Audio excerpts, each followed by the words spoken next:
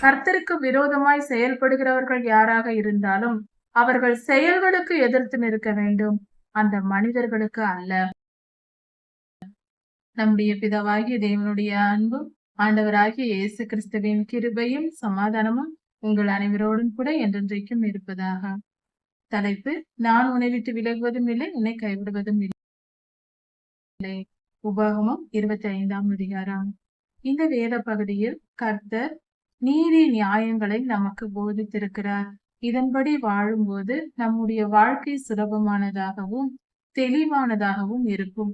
நாம் எதை செய்யலாம், எதை செய்யக்கூடாது, எப்படிப்பட்ட சூழ்நிலையில் நாம் என்ன முடிவு எடுக்க வேண்டும் என்பதை குறித்து கர்த்தர் சொல்லி கொடுத்திருக்கிறார்.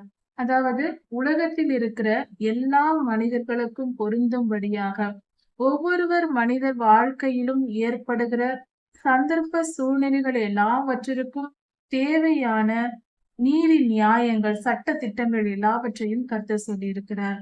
இப்படி நாம் வாழும்போது நம்முடைய வாழ்க்கையில் ஒரு குறைவும் வராது. நம்முடைய சந்தர்ப்ப சூழ்நிலைகளை நம்மால் சுலபமாக மேற்கொள்ள முடியும். ஒரு பிரச்சனை என்று வந்தால் அதை நாம் எப்படி சமாளிப்பது, அதாவது அதை வெற்றி கொள்வது எப்படி, எது நீதி, எது நியாயம், எது சரி, எது தவறு என்பதை நாம் புரிந்து செயல்பட கர்த்தர் நமக்கு வழிகாட்டி இருக்கிறார். அதாவது கர்த்தருடைய நீதி நியாயங்கள் எப்படிப்பட்டது என்பதை குறித்து ஒரு சிறு ஊமையை பார்க்கலாம். ஒரு 10 வயது சிறுவன் பள்ளியில் படித்துக் கொண்டிருக்கிறான். 2 பிள்ளைகள் அங்கு கணக்கு பாடம் கணக்கு போடுகிறார்கள். அந்த கணக்கில் இருவருக்கும் ஒவ்வொரு விதமான ஆன்சர் வருகிறது.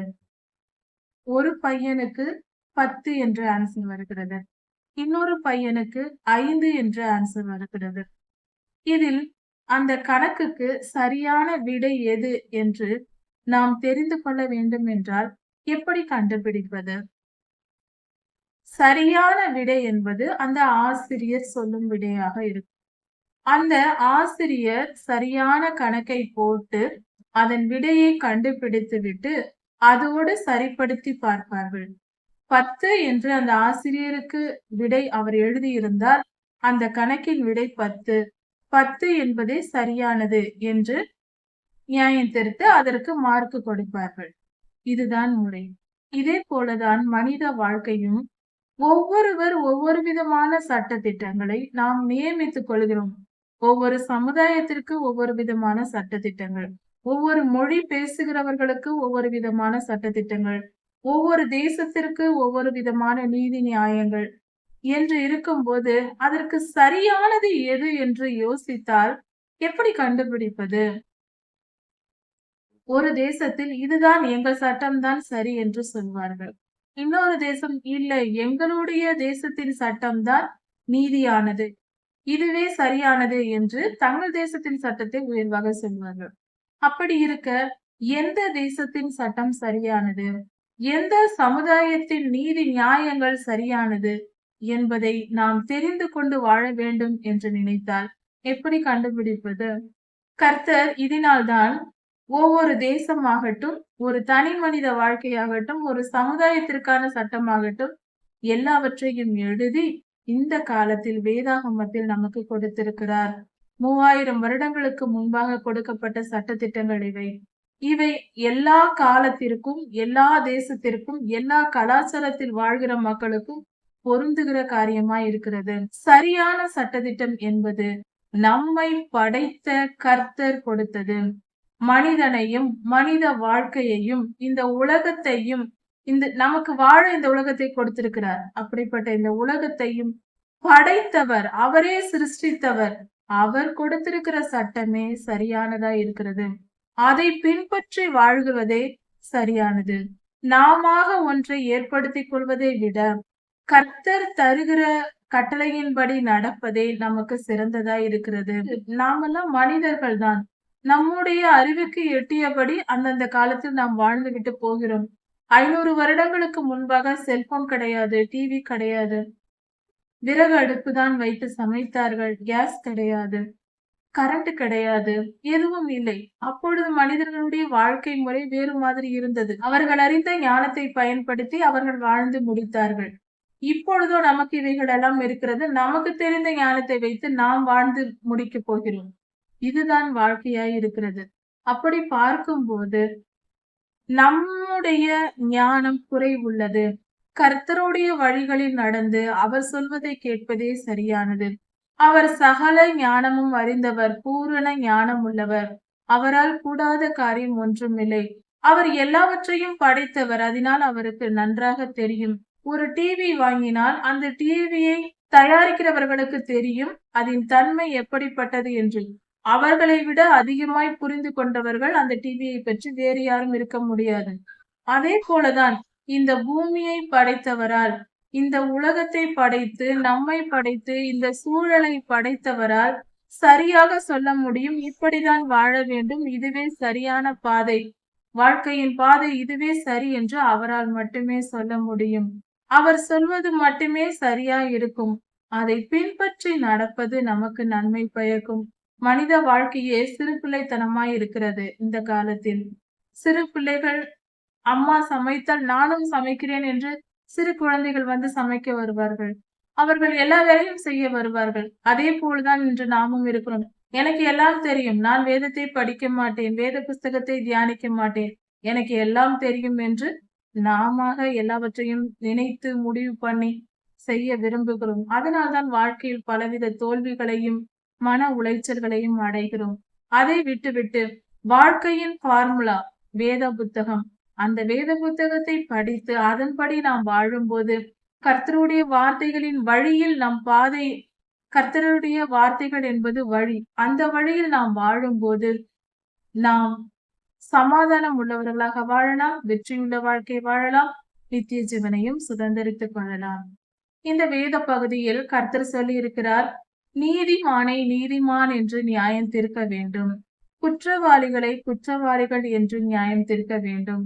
ஒரு நியாய தீர்ப்பு செய்கிற ஒரு அதிகாரி இருக்கிறார் என்றால், ஒரு நீதிபதி இருக்கிறார் என்றால், எந்த காலத்திலும் நீதியை புரட்டக்கூடாது, முகதாட்சண்யம் பார்க்க கூடாது.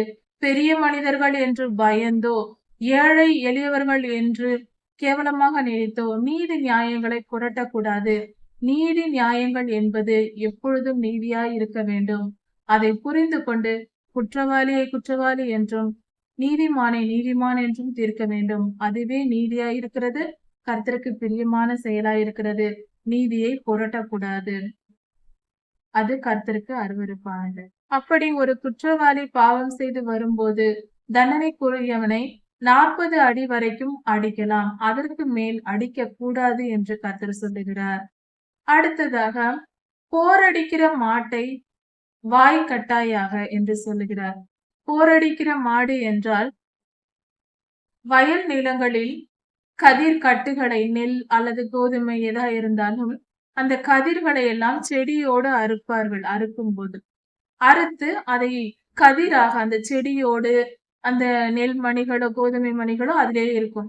எல்லாவற்றையும் கொண்டு வந்து ஒரு இடத்தில் குவித்து வைத்து அதன் மேல் அந்த கதிர் கட்டுகளை கொண்டு வந்து, அது எந்த தானியத்தின் கதிர் கட்டாய் இருந்தாலும் அவைகளை கொண்டு வந்து பரப்பி வைத்து அதன் மேல் ஒரு மாடு இழுத்து வரும்படியாக ஒரு வண்டி போல ஒன்று செய்து வைத்திருப்பார்கள். அதில் ஒரு பெரிய கல்லை கட்டி அந்த மாடை சுற்றி சுற்றி வரும்படி செய்வார்கள். அந்த கல்லை மாடு இழுத்து கொண்டு சுற்றி சுற்றி வரும். அந்த கல்லுக்கு அடியில் உருண்டு வருகிற அந்த கல்லுக்கு அடியில் இருக்கிற கதிர் கட்டுகளில் இருக்கிற அந்த தானியங்கள் கீழே உதிர்ந்து விடும். இதை போரடித்தல் என்று சொல்வார்கள். அதாவது கதிரிலிருந்து அந்த தானியத்தை பிரிக்க மாடுகளை பயன்படுத்தி பிரித்தெடுப்பார்கள். அந்த செயலை தான் போரடித்தல் என்று சொல்வது. அப்படி அந்த மாடுகள் சுற்றி சுற்றி வந்து வேலை செய்யும். கடினமான அந்த கல்லை இழுத்து கொண்டு வரும். பெரிய கல்லாக இருக்கும். அப்பொழுது அதுக்கு வலிக்கும் அல்லவா? அப்படி அதை இழுத்து கொண்டே வரும்போது அதன் வாயை கட்டக்கூடாது. ஏனென்றால் அதில் கீழே வைக்கோல் இருக்கிறது, கதிர்களும் இருக்கும். அவைகளையும் சேர்த்து சாப்பிடும். அது சாப்பிட்டு கொண்டே அதை இழுத்து கொண்டே இருக்கும். அப்படி அதை சாப்பிடுவதை விட்டுவிட வேண்டும். அதன் வாயை கட்டக்கூடாது. வாயை கட்டிவிட்டால் அதால் சாப்பிட முடியாது. வேலை மட்டும்தான் செய்ய முடியும். அப்படி அதை கஷ்டப்படுத்தாதே. அது உனக்காக தானே இந்த பாடுபடுகிறது. அந்த கல்லை சுற்றி சுற்றி இழுத்து மணிக்கணக்காக நாள் முழுவதும் வரும். அப்படி இருக்கும்போது அந்த மாட்டுக்கு பலன் தேவை. அதற்காக அந்த தானியங்களையோ அந்த கதிர்களையோ கொஞ்சம் மாடும் சாப்பிட்டால் சாப்பிடட்டும் என்று விட்டு கொடுக்க வேண்டும் என்று கர்த்தர் சொல்லுகிறார். அதனால் அதன் வாயை கட்டாதே என்று சொல்லுகிறார். இது மிகவும் ஆழமான சத்தியம். இப்படியாக போரடிக்கிற மாட்டை வாய் கட்டாயாக என்று கர்த்தர் சொல்லியிருக்கிறார். ஒருவர் கூட்டு குடும்பமாக இருக்கிறார்கள். பல அண்ணன் தம்பிகள் சகோதரர்கள் ஒருமித்து ஒரே குடும்பமாக இருக்கும்போது ஒரு அண்ணன் இறந்து விட்டால் அவருடைய மனைவி அடுத்த ஒரு அவருடைய தம்பிக்கு கணவனின் தம்பியை திருமணம் செய்து கொள்ள வேண்டும். அப்படி செய்து கொண்டு குழந்தை இல்லாமல் இருக்கும்போது ஒரே குடும்பமாக கூட்டு குடும்பமாக அவர்கள் வாழும்போது அண்ணன் மனைவியை தம்பி திருமணம் செய்து கொள்ள வேண்டும். திருமணம் செய்து கொண்டு அவர்களுக்கு பிறக்கிற முதல் குழந்தைக்கு அந்த அண்ணனின் பெயரை வைக்க வேண்டும் என்று சொல்லுகிறார். இறந்தவனின் பெயரை வைக்க வேண்டும் என்று. அதாவது இது அந்த காலத்தில் கூட்டு குடும்பமாக வாழ்ந்தார்கள். அப்பொழுது இப்படி செய்ய வேண்டும் என்று கட்டளை கொடுக்கப்பட்டிருக்கிறது. ஒன்றாய் குடியிருக்கும் பொழுது என்று சொல்லப்பட்டிருக்கிறது.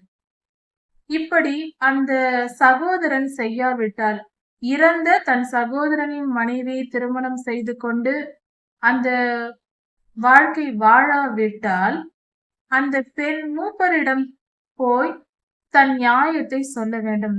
என் கணவர் எனக்கு பிள்ளை இல்லை, எனக்கு திருமணமாகி என் கணவர் இறந்து விட்டார், அவருடைய சகோதரன் என்னை ஏற்றுக்கொள்ள மறுக்கிறார், திருமணம் செய்து கொள்ள மறுக்கிறார் என்று மூப்பரிடம் போய் சொல்ல வேண்டும்.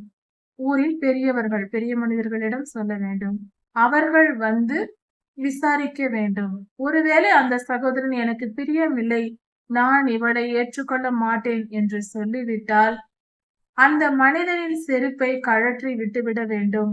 இந்த பெண் அவன் மேல் முகத்தை துப்பி தன் அண்ணனுடைய சந்ததியை காப்பாற்றாமல் பேரை காப்பாற்றாமல் போனான் என்று அது ஒரு அவமான சொல்லாக செயலாக அவனை அவமானப்படுத்துகிற ஒரு செயலாக இருக்கிறது. ஏனென்றால் அந்த குடும்பத்தில் அந்த பெயர் போக கூடாது என்பதற்காக அப்படி சொல்லப்படுகிறது. இது அந்த காலத்துக்கு கொடுக்கப்பட்டிருக்கிற சட்டத்திட்டமா இருக்கிறது. இது ஒன்றாக குடியிருக்கும் போது சகோதரர்கள் எல்லாம் ஒரே வீட்டில் குடியிருந்து ஒன்றாக சமைத்து சாப்பிட்டு வாழ்கிற அந்த கால முறைமையின்படி வாழ்கிறவர்களுக்கு.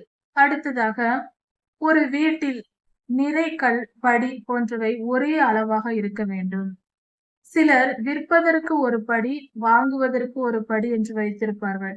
நிறை கற்களை எடுத்தால் அதில் பெரிய கல் என்பது வாங்குவதற்கு வைத்துக் கொள்வார்கள், விற்பதற்கு என்று சிறிய கல்லாய் வைத்திருப்பார்கள். நம் கண்பட பார்க்கும் போதே செய்வார்கள் இப்படிப்பட்ட காரியத்தை. இது மிகவும் தவறாய் இருக்கிறது. விற்பதும் வாங்குவதும் ஒரே கல்லில் இருக்க வேண்டும், ஒரே அளவான படி இருக்க வேண்டும். அப்படி மாற்றி மாற்றி செய்வது கர்த்தருக்கு அருவருப்பானது. நம்முடைய அளவுகள் சரியானதாக நீதியின்படி இருக்க வேண்டும். இந்த காலத்தில் அதற்காக தான் அரசாங்கம் அந்த படி மற்றும் நிறை கற்களில் முத்திரையிடுகிற பழக்கம் வந்தது. நீதியின்படி வாழ வேண்டும். அளவு முறைகளில் மாறக்கூடாது. 1 லிட்டர் என்றால் 1 லிட்டர் சரியாக இருக்க வேண்டும். 1 கிலோ என்றால் 1 கிலோ சரியானதாக இருக்க வேண்டும். ஒரு படி என்றால் ஒரு படி சரியானதாக இருக்க வேண்டும். விற்றாலும் சரி, வாங்கினாலும் சரி. அதனால் அதை புரிந்து கொண்டு நீதியின்படி நடக்க வேண்டும் என்று கர்த்தர் சொல்லுகிறார்.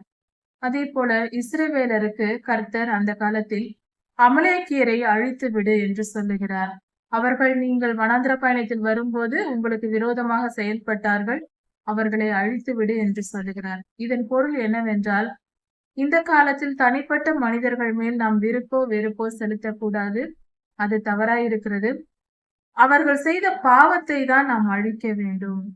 அவர்கள் செய்த கர்த்தருக்கு விரோதமாய் செயல்படுகிறவர்கள் யாராக இருந்தாலும் அவர்களை அப்படி செய்ய தூண்டுகிற பொல்லாத ஆவிகளை தான் எதிர்த்து யுத்தம் செய்து அவர்கள் செயல்களுக்கு எதிர்த்து நிற்க வேண்டும், அந்த மனிதர்களுக்கு அல்ல. அவர்களை பகைக்க கூடாது, எந்த மனிதனையும் பகைக்க கூடாது, விரோதம் பாராட்டக்கூடாது. அதிகமாய் பாவம் செய்கிறவர்களை கண்டால் அவர்களை விட்டு விலக வேண்டும். கர்த்தர் உங்களை ஆசீர்வதிப்பாராக. இதன் தொடர்ச்சியை அடுத்த செய்தியில் பார்க்கலாம். மாரநாதா.